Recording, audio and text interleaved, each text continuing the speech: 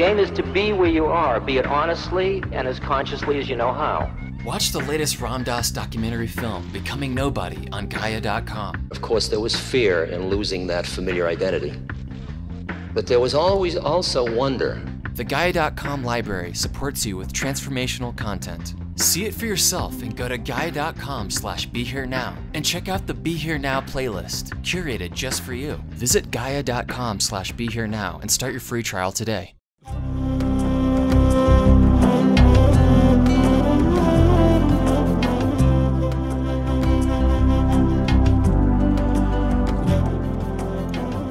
Welcome to the Jack Kornfield Heart Wisdom Hour. We are delighted to share with you Jack's innate common sense wisdom and his clear, open heart. If you are interested in supporting Jack's podcast, go to BeHereNowNetwork.com/Jack. As I was walking up the hill to come here this evening to give the talk, I could see the kind of a couple of the bright planets just near the horizon. And you know, there's that sweet turning right before the sitting when we're in that liminal period between day and night, and the light becomes kind of mysterious and magical. And this beautiful valley here at Spirit Rock, which holds us, becomes a place where we can step out of the ordinary thrall and busyness of our life and listen in a deeper way.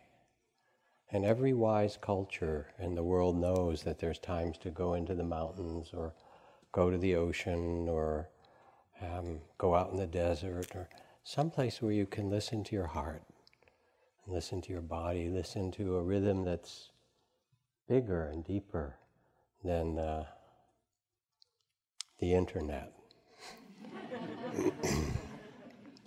And escape for a short time the madness of politics. You are so, talk about lucky. You're a lucky baby. It's all happening out there and there's no news, I want to assure you. It's all the same. But the question, when we come on retreat, the question is not so much the future of humanity, but the presence of eternity. Are we connected to something that is timeless and great, that gives us an understanding of how to live in this mysterious life we've been given? And so tonight I want to continue the conversation on identity and build on what Trudy spoke of the wood wide web and deepening of your presence and working with the breath and so forth. And also speak about the great matter, as it's called in Zen. Because I just came back from Dana-Farber, which is the wonderful cancer institute connected with Harvard Medical School, being with my twin brother who's doing a bit better, but it's still difficult, dangerous. And I was surrounded by a lot of bald-headed people who weren't monks and nuns, you know, and their families and kids and older people and middle-aged. And I started to do metta for everybody. Metta for those who are sick, metta for those who are caring for them and their families, metta for the nurses and the attendants and the doctors and everyone who has to tend people in this particular healing environment or in this environment where people don't heal. And the Buddha put it this way in the Anguttara Nikaya: it seems as though although we thought ourselves permanent, we are not. Although we thought ourselves settled, we are not. Although we thought we would last forever, we will not. And it's very stark there to see it. But it actually is this mysterious human life we've been given, which is finite. And then what do we do with it? How do we live in it wisely?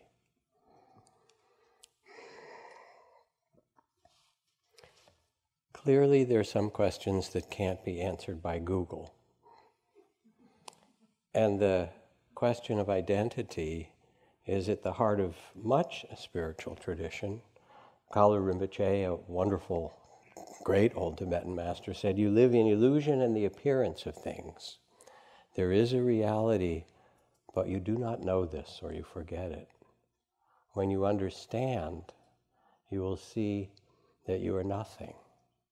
And being nothing, you are everything. That is all."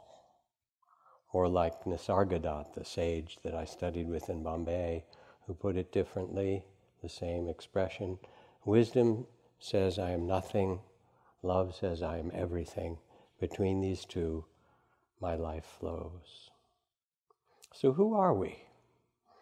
The Buddha spoke about liberation and offered his own experience of freedom, the liberated heart and mind, to all. He said this liberation allows you to move through the world without clinging, without grasping, without being entangled in the things in this world. And why should we learn this? The Buddha went on. So here are a couple of his phrases. This world is like a star at dawn, a flash of lightning in a summer cloud, an echo, a rainbow, a phantom, and a dream. It's ephemeral. Yesterday was here and it's gone. Remember Y2K? Gone. Back with the dinosaurs, back with the pyramids, you know. Things arise, they exist, and then they're gone, like that. Yesterday, your hard day for some of you meditating, it's gone. Today, maybe hard, maybe not, gone. Here we have the present as it is, and things arise and then they dissolve like that. Again, here is the Buddha describing this from the Samyutta Nikaya. Suppose a man or woman who was not blind beheld the many bubbles on the Ganges River as they floated along and carefully examined, and they would appear to him as empty, unreal, insubstantial. In exactly the same way does the meditator behold bodily phenomena, feelings, perceptions, mental formations, states of consciousness, as they arise, and examining them carefully, they appear to them to be empty, insubstantial void without a self. And the good news of this is not that it's a particular philosophy or something that you have to believe. This is really a science of the heart that you get to experiment with yourself. And my teacher Ajahn Chah said, of course there are dozens of meditation techniques, but it all comes down to this. Just let it be. Step over here where it's cool. Step out of the battle. Why not give it a try? And that's his immediate description of the Buddha's freedom that's offered to all that he encountered. Now the question is, hearing this lovely teachings, how do we do it? When Ajahn Chah had practiced for the first 8 or 9 years in the forest, got some instruction from teachers and lived in caves and out in the jungle with the tigers and all the kind of wildness of the tradition of the forest monks. And he had visions and insights and samadhi states, and he went to see the greatest master of the time, another Ajahn named Ajahn Mun, and he described to him all of his meditation after paying his respect. He said, I had this insight, and I had this, my body dissolved into light, and I had this vision and these states and understanding. And Ajahn Mun looked back at him and said, Cha, you've missed the point. Those are just experiences. Experiences just arise and pass. They're like movies, a romantic movie, a comedy, a war movie, a documentary. You've all seen a lot of them today, haven't you? Fess up, right? He said, those are the movies, but the only way that you will really understand is to turn your attention from the screen, from the contents of thoughts and feelings in the movies and the states, back to the one who knows, back to the knowing itself, which is consciousness. Turn your attention back, said Ajahn Mun, and become the witnessing, become the one who knows the experience, rather than being lost or caught in each experience that arises and passes. Now you already understand this in some deep way, because what I want to talk about tonight, what I will be talking about, is in fact your own birthright, your own true nature. You understand it in the most simple way. When you go and look in the mirror, you notice you've aged, right? Face it, you know. Fur is getting lost in some parts and growing in other parts. As Wes says, the hard parts become soft and the soft parts become hard. It wrinkles and it sags and it, it spots and it does all that stuff, right? Okay. You notice you've aged. But the weird thing is, you don't necessarily feel older. You know that experience? It's quite common. And that's because in the moment of looking in the mirror, you see the body, which ages from being an infant to a toddler to a child, an adolescent, a young adult, and up through middle age and old age. The body exists in time. It grows like a plant, and then it fades and dies. But the consciousness that sees, that observes, that's outside of time. And so in that moment, it's like you're looking at your body and saying, aged, hasn't it? How interesting. As if you're looking at your human incarnation and saying, oh, where are we now? Oh, let's see, 3/4 of the way through, maybe if I'm lucky, right? Something like that. How's it going in your incarnation? And the gift is that you're not so identified with this body and mind as the Buddha described, the thoughts and perceptions and feelings. Here's the poem from Juan Ramon Jimenez. Yo no soy yo, I am not I. I'm this one walking beside me whom I do not see, whom at times I manage to visit, and at other times I forget. The one who remains silent when I talk, the one who forgives sweet when I hate, the one who takes a walk when I am indoors, the one who will remain standing when I die. He's really talking about a timeless spirit or consciousness that was born into your body. I mean, who do you think you are? The lentils and, beet soup that you had, right? And that's what you are. Come on. Who are you really? And when you don't identify or grasp, there comes a happiness, a joy, a lightness, and an ease that you can move through the world, but in a different way, in a liberated way. And this shift of identity is described in the first teachings of the Buddha, in the turning of the wheel, where he describes the noble truths there is suffering. Anybody not have that, by the way? Just take a little, okay, you could have your money back, but apparently there's cause to suffering, greed, hatred, attachment, and confusion. And there's a path to the end of suffering. There's an end of suffering. The path that's sometimes called the Eightfold Path of right understanding and right thought or right intention, and then right speech, right action, right livelihood, right effort, right mindfulness, right concentration. And the path is summed up, this beautiful path to the end of suffering, is summed up sometimes as either Sīla.By, Paññā, that is virtue and concentration and wisdom, or sometimes it's summed up as dana, sila, bhavana, of generosity and virtue and then mental cultivation.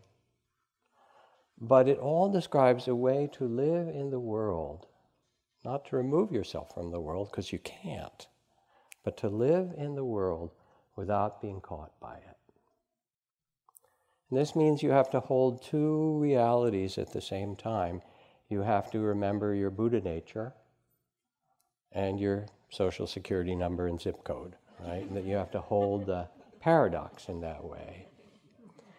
And the Buddha begins, "O nobly born, remember who you really are. Remember that your true nature is liberation itself."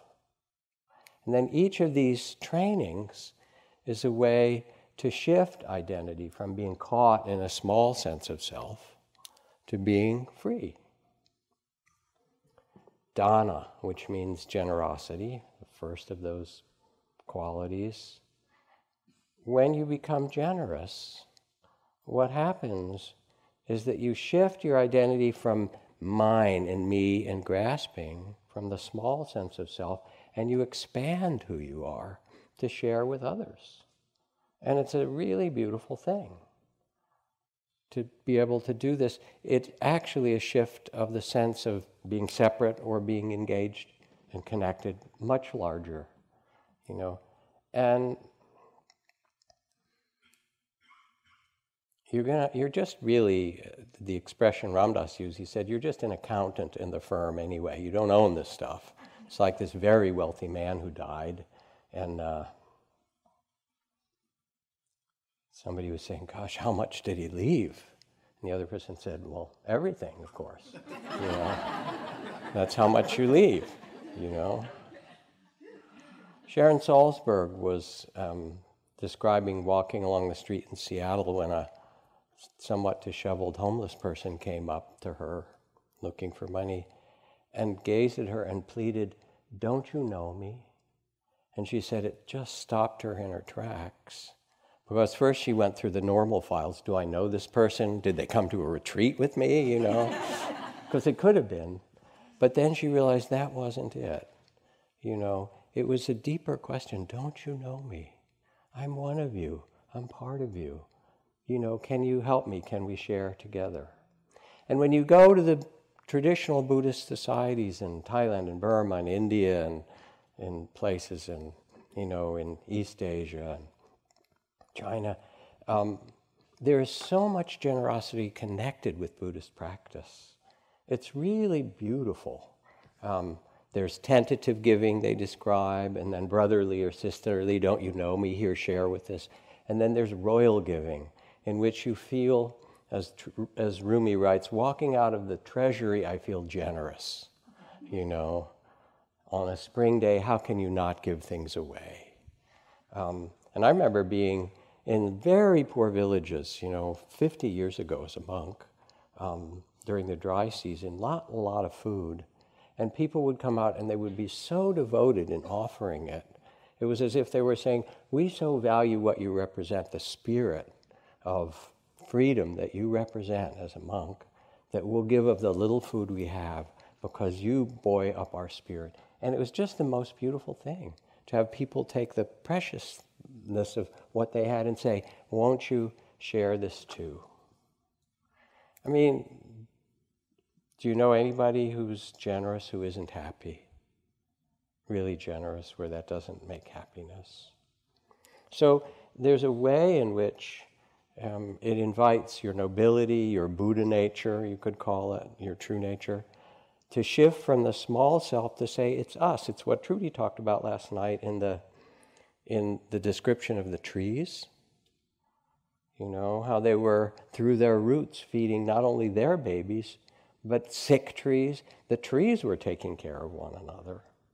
And that beauty, Larry Brilliant, who's a friend and was one of the people in the WHO who helped to eradicate smallpox, which is an astonishing thing, by the way, because 500 million people died of smallpox in the 20th century.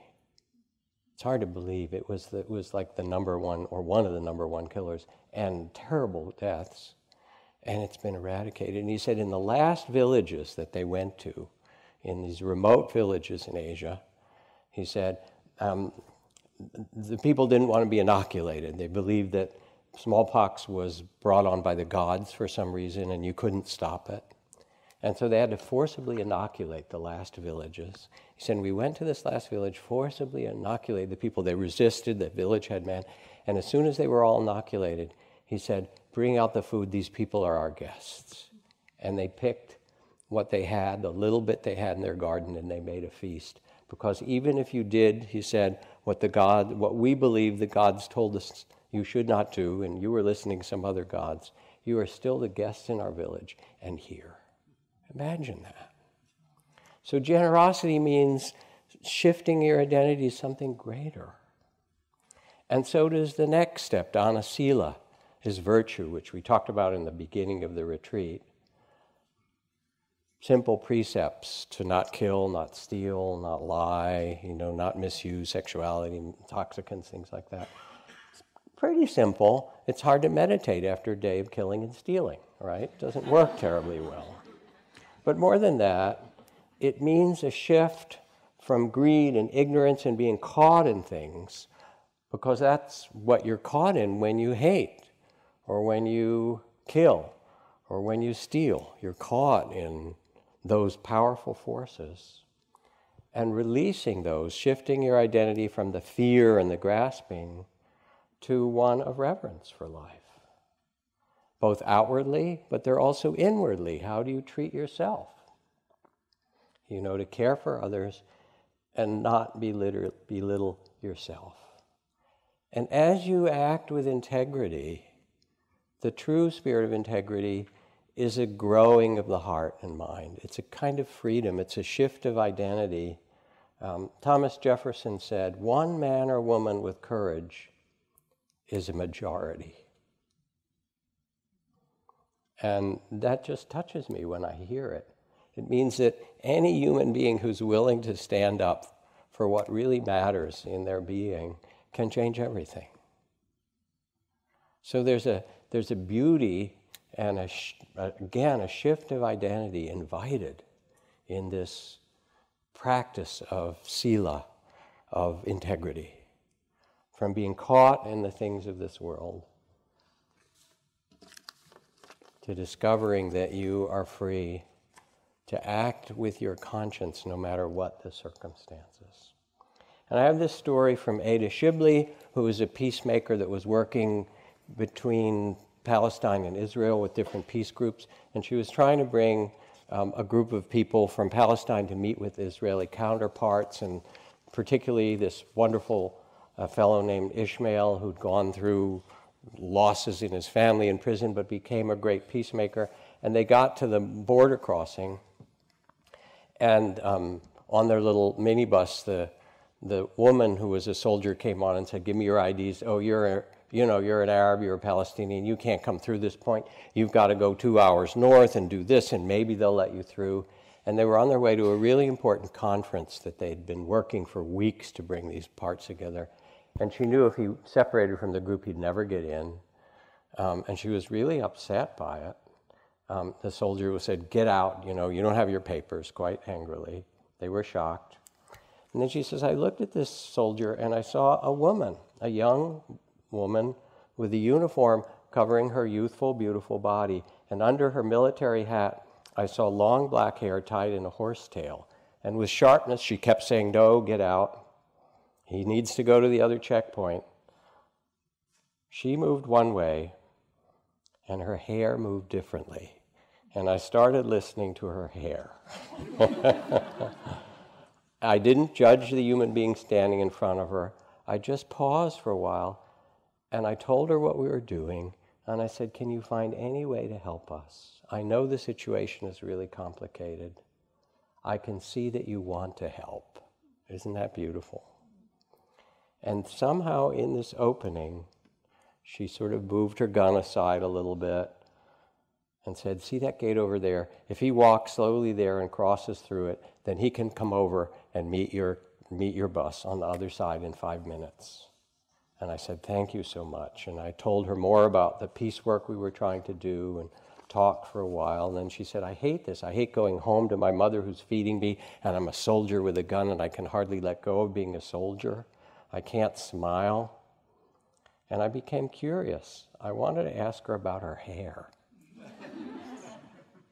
I convinced it had its own language. She said, "It's my reminder that I'm a woman. I'm born into life to love. I tend to forget this under this uniform, and I've forgotten how to smile. There's so much suffering I've seen. But then my hair slaps my face, it blows and reminds me I'm a woman. No one can bury this fact under any uniform. So when I'm out of here, I will work for peace like you. And now she was speaking the same language, and her hair was soft and calm. So there's something about our human possibility in which we can be caught up in hate and greed and so forth. And then the teachings invite us to step out of that and to find a truer, freer, bigger heart in the circumstance. It's a shift of identity. Dana, Sīla, then Bhavana, cultivation. And it's sometimes divided into two parts or several parts. In this case, Samadhi, Sīla.By, and Paññā. Samadhi means concentration. And so here you're sitting and walking for the first couple of days, and you may have noticed that the attention is a bit scattered. Yes? Albert Einstein put it this way. He said, if you can drive safely, and this was in Scientific American, by the way, it's not an internet artifact. If you can drive safely while kissing a girl, you're simply not giving the kiss the attention it deserves. Right? And this is really talking about the way we get so lost in the electronics. I mean, I'm sorry for you. And, you know, for our teen retreats, the big moment in the retreat at the start is when they have to turn in the part of their anatomy that's made of, made by Apple, basically. It's an amazing thing. Who will I be without, Instagram and Snapchat, all my friends, and so forth? But you're the victims in a certain way of it as well. And you sit and you begin to practice, and there comes a shift of identity from the torrent of thoughts that Trudy and West described in the torrent of emotions, and you begin to let yourself get calmer and clearer, quiet the mind a bit. A letter written by David Armitage. Some years ago, I attended a rigorous 6-year academic program at one of the famous colleges in Boston that required me to work during the day, take my classes at night, and do piles of homework on the weekends. On the first summer off, I wanted to get far away from these studies and work with my hands close to the earth, so I went to live with an Amish family in Pennsylvania. The experience renewed me, and I decided to do it again the next summer. That year, I drove from Boston to Pennsylvania on a holiday weekend. The roads were crowded. A close friend had just died. The trip took me hours and hours, and by the time I arrived, just before dusk, I was exhausted and anxious. My Amish host had delayed the dinner for me. During the meal, I tried to act natural, but I felt full of nerves. My host could clearly tell something was amiss because at the end of dinner, he said, "Come with me." I followed him to their backyard, which bordered on an alfalfa field. Although his faith discouraged smoking, the farmer lit a cigarette. 3 of his children gambled about while 2 others clung to him. The farmer stood without saying a word, looking out over the alfalfa, and I did the same. The dark green field was becoming harder to see in the fading light. The sky was peach at the horizon and deep blue higher up. Stars began to appear. And then out of the alfalfa rose fireflies. A few at first, but soon there were hundreds. Their pinpricks of light mingled with the stars, heaven and earth meeting in this humble man's backyard. My nervousness left me. The farmer turned and said, "That's for you. And this is for you, to come here, to walk among the trees and among these hills, to step out of the busy rounds of your life and let yourself begin to quiet your mind and open your heart so that you can live in a freer and a different way." And samadhi means to calm and steady the mind, concentrate. But the way that it works, and Trudy talked about it last night, is not through striving and tension, but through a dedication or a devotion that's both relaxed. Here's the key. Concentration grows when you are both relaxed and alert, relaxed and present. And some people, new or even more experienced practitioners, will go on a concentration retreat, those who've practiced for a while, and find, wow, this really helped me to just focus on concentration for a while. It steadied me. Others find that there's so much else going on that if they try to concentrate too much in the first days, with all the other things going on, they're struggling against their experience, and they need to open their field of attention and just be more mindful of everything. But over these days, you will get more concentrated. You will be more present with the breath and body and what arises.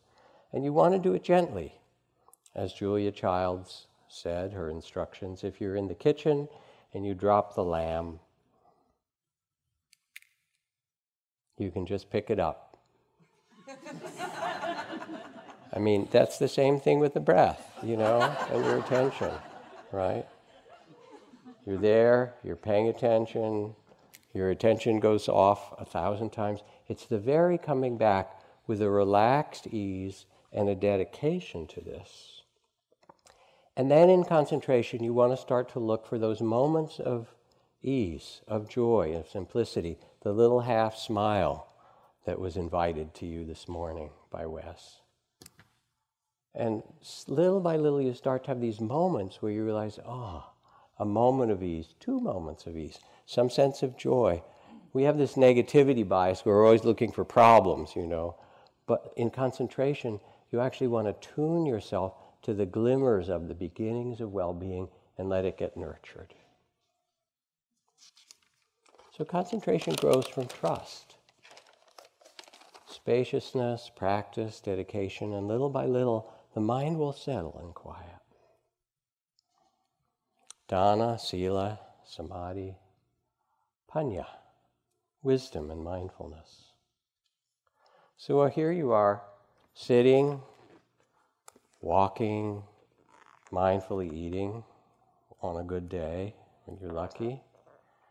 And the instructions from the Buddha are this: my friends, there is a most wonderful way for living beings to realize purification, overcome grief and sorrow, end pain and anxiety, travel the true path, and realize liberation of heart and mind. And this is the establishment of mindfulness, mindful awareness. Establishing mindfulness, the practitioner remains mindful of the body, mindful of feelings, mindful of the mind, and mindful of all the dharmas, of all the relations between things that arise and pass. Sitting, walking, standing, and lying down, all are opportunities, goes on the Buddha, to practice this liberating quality of mindfulness. So it's what we're doing here. And we're calling it also loving awareness. We're putting mindfulness and metta together. And so you're sitting here, feeling the breath, and then after 3 breaths or 5 breaths or however long it happens to be, the attention goes elsewhere. What to do when it goes elsewhere? If you're not just devoted in that sitting to concentrating on the breath, which you can some of the sittings in these first days especially, you want to allow yourself to shift and receive with the same careful attention you give to the breath to the other strong experience that's pulled your attention away. Maybe it's pain in the body. How do you touch the pain that's in your body? With fear? With aversion? Do you tense around it? With the desire to get it to go away, to try to fix it? That's our kind of normal strategy, isn't it? But the fact is that you have joy and sorrow and gain and loss and praise and blame and pleasure and pain. Anybody not have? It's part of the human incarnation ride that you get, right? We all have it. So then the question is, can we be present? Can the identity begin to shift so we're not battling our experience or fighting it, but can it be held with loving awareness? And that means when there's pain there, the things you can do are to name it. Tightness, throbbing, fire, pain, pain. And to hold it with loving awareness the way you would hold a sick child maybe, or a child that's crying. You've fed them and diapered them and all the things, and they're still crying. What do? You pick them up, you hold them, and after a while they settle down. With loving awareness, when there's pain or difficulty in the body, you turn your attention to it, receive it with that mindful, spacious attention, and hold it kindly. And then one of three things will happen. It'll soften and get easier. It'll stay the same, or it will get worse. That's not your job. Yours is to be the loving awareness itself. So Frank Ostaseski, who helped found the Zen Center Hospice, writes about a fellow he worked with who asked if I could teach him to meditate. He was in a lot of pain, and he was in the last weeks of his life. He had stomach cancer. And it wasn't usually my habit to teach dying people how to meditate, but I said, okay, we'll give it a try.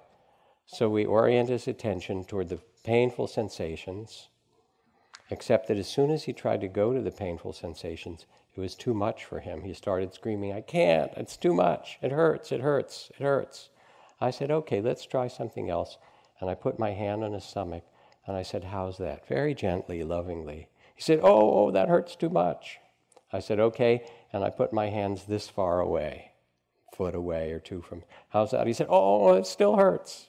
I said, okay, and I put my hands way, made this big field around his body, still kind of focusing on loving kindness. And he said, oh, that's a little better. He said, so I put my hands further away from him. And he said, oh, that's lovely, actually. There's no energetic body work, no California voodoo or anything. Just more space, just the space of awareness and love. And his words, not mine, not my meditation, then came, oh, rest in love, he said. And when he didn't get in trouble, he'd push his morphine pump and just repeat to himself, rest in love, rest in love. Maybe the morphine helped, who knows?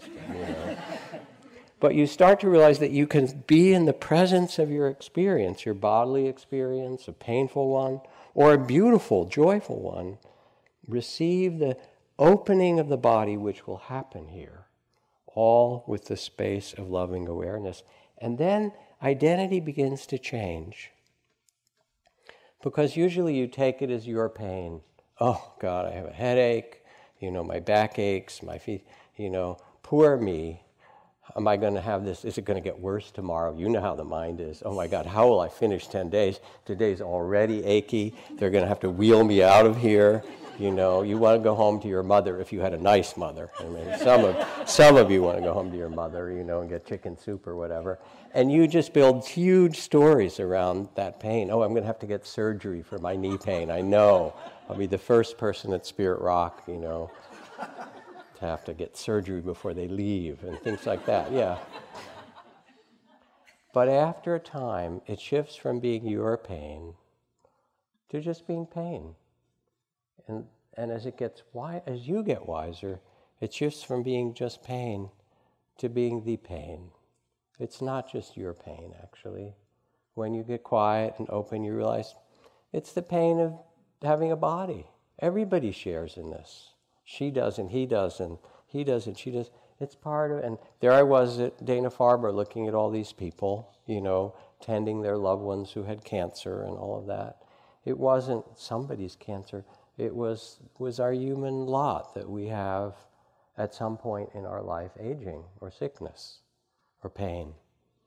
And so it's not that you've done something wrong or that you shouldn't have it, but you become mindful and you note, oh, pain, and you touch it and hold it with a merciful, kind attention, and you start to discover that that's not who you are.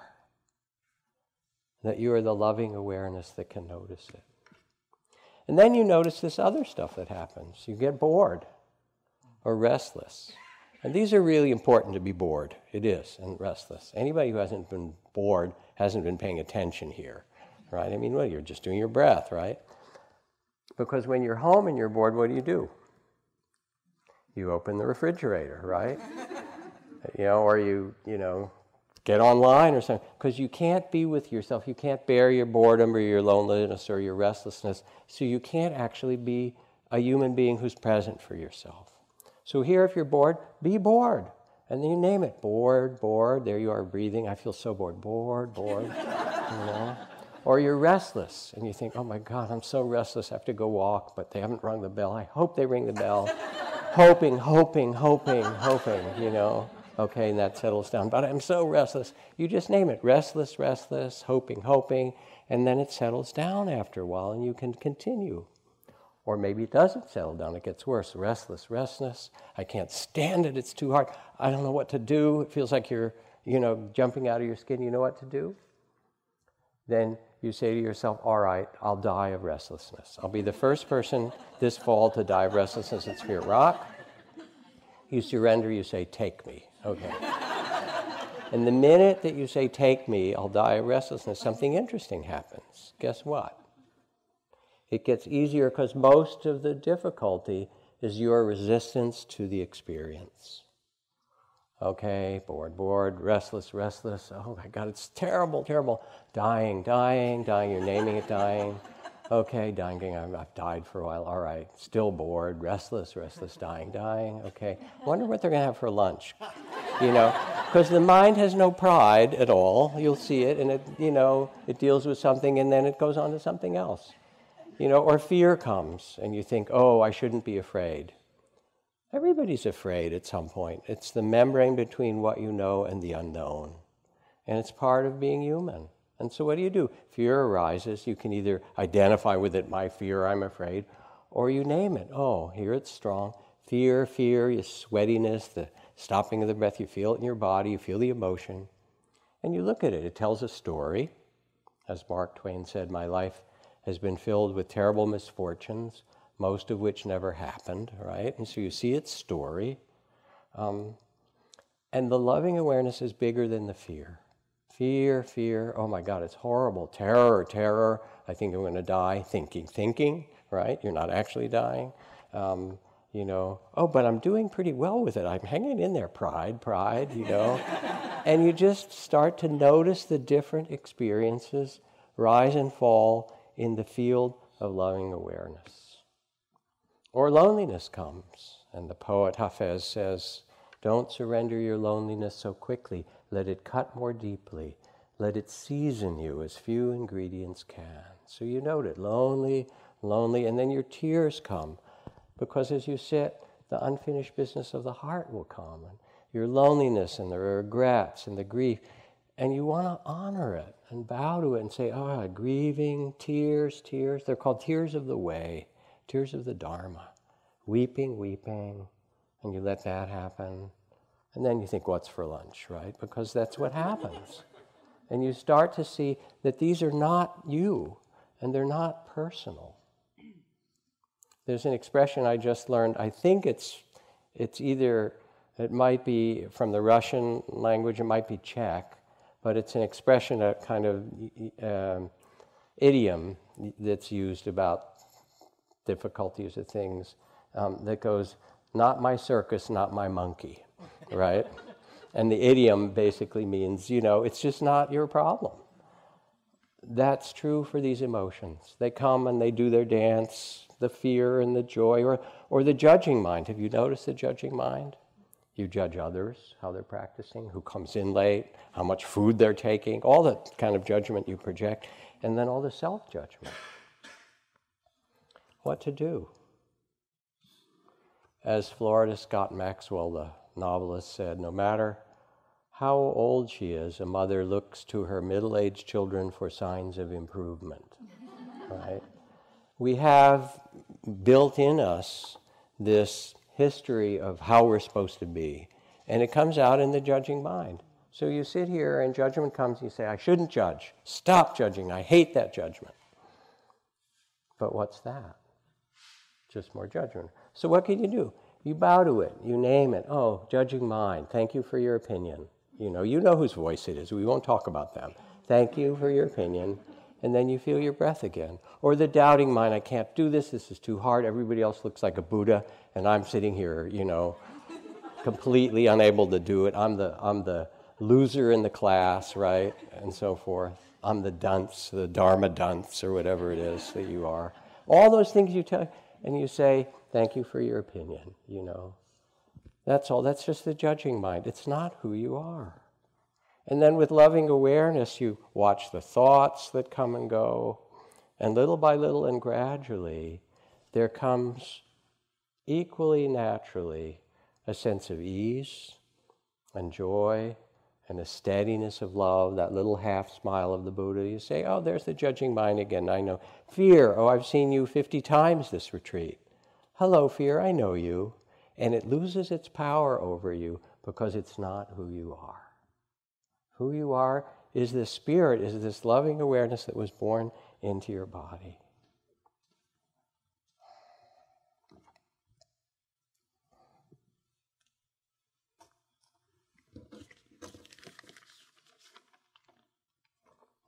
When my daughter Cindy was in first grade, we took a trip to California to visit my family. While we were there, she lost a tooth. She ran into the kitchen to show me and asked, could the tooth fairy fly that far? My mom shot me a look of concern and later suggested that by indulging in such fantasies, I was teaching my child not to trust adults. Wasn't Cindy going to feel betrayed when she found out the truth? So the next time Cindy lost a tooth, she chattered with excitement as I put her to bed. How does the tooth fairy get in, she asked. Through the window, I explained. Shouldn't we unlock it then, she asked. I said, oh, I do that right before I go to bed. Why does the tooth fairy want everybody's teeth, she went on.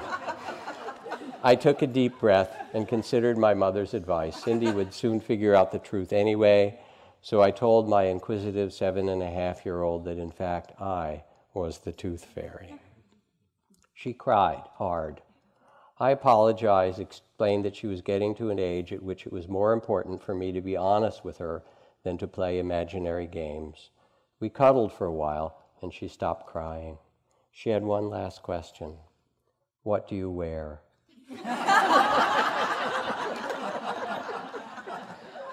You see, your thoughts will tell you all these stories. Not only is there emotions like loneliness and fear and, sadness and tears and so forth, but the billboard in a cartoon in the New Yorker, a car crossing the vast Utah desert, and there's this roadside billboard that reads, your own tedious thoughts next 200 miles, right? It's basically a description of meditation. There are reruns. You're stuck in Motel 6 late at night, and you can't turn the channel, and you can't turn it off. And 90-some% of the thoughts you have today were ones you thought yesterday. They're repeats. Okay, thank you for your opinion. So instead, you can note, oh, planning mind. Oh, remembering. Oh, judging mind, doubting mind. And then you come back to your breath. And the loving awareness allows you to step out of the thrall of the judgments and the thoughts and the gaining and the evaluation, and actually be the presence itself. Dana, Sīla, Bhavana. I should probably stop here, but there's one more piece to go. Because there are two wings to what allows the Buddhas and Bodhisattvas to move through the world freely. One is the wing of wisdom or mindful understanding, and the other is the wing of love and compassion. And they go together, which is why we're talking about loving awareness. So as you sit, you will have at times expansion and pleasure and delight and joy that opens. Let yourself embody it, tend to it, inhabit it when it comes. And as you sit, you will suffer as well. Because you get, the tainted glory of humanity, all the beauty of it and the pleasure, and you stop running around and running away, and you actually get to be present for it. And the Sufis put it this way. They say, overcome any bitterness because you are not up to the magnitude of the pain that was entrusted to you. Like the mother of the world, each of us is sharing a part of her heart, and therefore each human being is endowed with a certain measure of cosmic pain, you are called upon to meet it in compassion instead of self-pity. Instead of, oh, poor me, to meet it and say, this is the pain of being a human being, along with the pleasure of being a human being. And we all carry our measure of this. The question is, again, how do you carry it? Do you take it personally? Do you fight? Do you struggle in unhealthy ways? You know?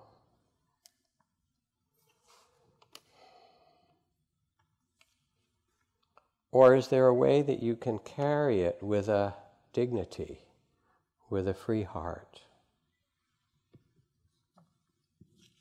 It's a little passage from Lewis Mumford. A person of courage never needs weapons, but they may need bail. Right? There's something about the courage of compassion. It's actually what allows you to show up for the world. Without compassion, you can't even be here fully. Without this tenderness of heart. And compassion is actually a strength. It's not a weak. In the West, we think of love as kind of a weakness, but love is actually, well, that's you see these images of mothers picking cars up off their kids. It's an immense power. And when you begin to discover that within you is the great heart of compassion, then you can carry that anywhere and everywhere. Thich Nhat Hanh says it so simply. He said, when the crowded Vietnamese refugee boats met with storms or pirates, if everyone panicked, all would be lost. But if even one person in the boat remained calm and steady, it was enough. It showed the way for everyone to survive. So you become that one person. And somebody asked this beautiful question this morning about merit, and buried in the question a little bit, at least as I heard it, was also, are we doing this for ourselves, or is there some other purpose to it? As if, you know, in some way we could even, well, it really asks us the question, can we separate ourselves from the rest, like the trees that Trudy talked about?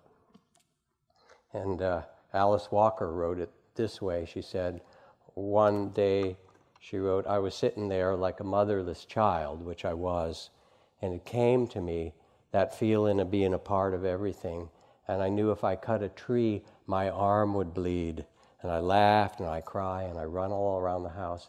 In fact, when it happens, you can't miss it. And as we quiet the mind and open the heart, we begin to feel our connection with life. We're not separate from it. Our identity shifts. It is us.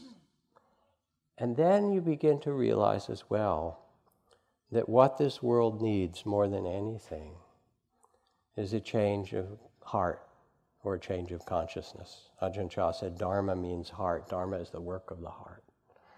It doesn't, you know, no amount of computers and internet and nanotechnology and space technology and biotechnology and all these amazing scientific things where we have, you know, the great library of Alexandria in our pockets like this. I mean, you have everything, maybe not everything you need, but all that information. But that isn't enough to stop continuing warfare, continuing racism, continuing environmental destruction. No amount of outer development will do it. We have all this outer development, and look at the world as it is. So at this time, what humanity needs is to match the outer development of life with the inner development. We need wisdom. We need virtue. We need someone who's unafraid to stand up for the truth, no matter what. We need generosity to see it's not me, but it's us. As Mother Teresa says, you know, if you're lonely, if you have difficulty, the problem is you draw your family circle too small. It's all us. And so the shift of identity is into the great heart of compassion as well. From a book entitled, I I wish my teacher knew, and these are second and third graders' handwriting. You know, those books with the little, scrawly handwriting from kids. I wish my teacher knew that I don't have pencils at home to do my homework. I wish my teacher knew that my mom doesn't sign my reading log because she can't read. I wish my teacher knew that after my mom got diagnosed with cancer, I've been without a home 3 different times this year. I wish my teacher knew that my dad works 2 jobs and I don't see him hardly at all. I wish my teacher knew that my little brother gets scared and I get worried when he wakes me every night. I wish my teacher knew that I'm smarter than she thinks. Isn't that lovely? I wish my teacher knew that I love animals and would do anything for my animals. I would love to work at the SPCA so I could help animals get adopted. And you just hear the hearts of these children. This is our humanity. But it's not just them. It's you. It's all of us. And I remember sitting here one evening during teachings some years ago, and a woman who's practiced here for a time, whose daughter had died, and she came just torn apart. As you can imagine, the death of your child is just something, really something hard to go through at all. And she said, oh, the middle of this retreat, it was deliberate for her, is the day my daughter died. So I'd like permission, if I could, to ring the bell outside 108 times in her honor. And so it was the sitting maybe before the talk or something, just getting dusk, and she went out.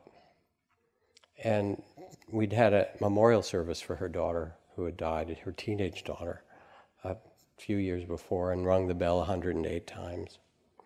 And she went out, and it was as if she was using the bell to talk to her daughter. And she took the striker and she just whacked the bell, as if her daughter could somehow hear her. And we were sitting, and I had to tell people why the bell was ringing. I said, this woman who's on the retreat, her daughter died, teenage daughter, just a few years ago, and this is the day and the time. And we were all sitting there weeping, because it wasn't just her daughter, but it was everybody who's ever lost anyone.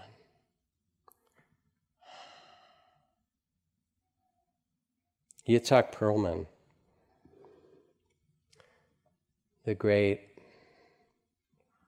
one of the greatest musicians, violinists in the world, had polio as a child and was injured by it so that he has to walk with braces. He can't walk in an easy way. And he was playing a violin concerto with the New York Symphony, maybe Lincoln Center or one of the great halls there. And he'd walked on stage, put down his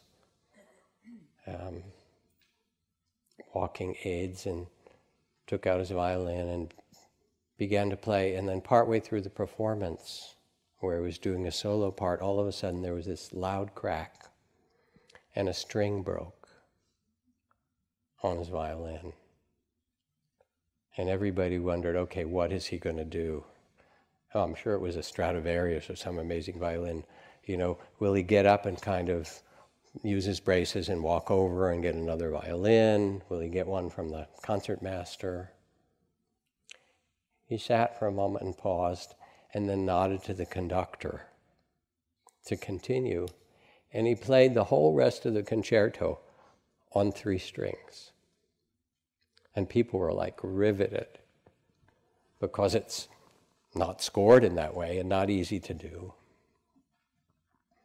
And when it was finished,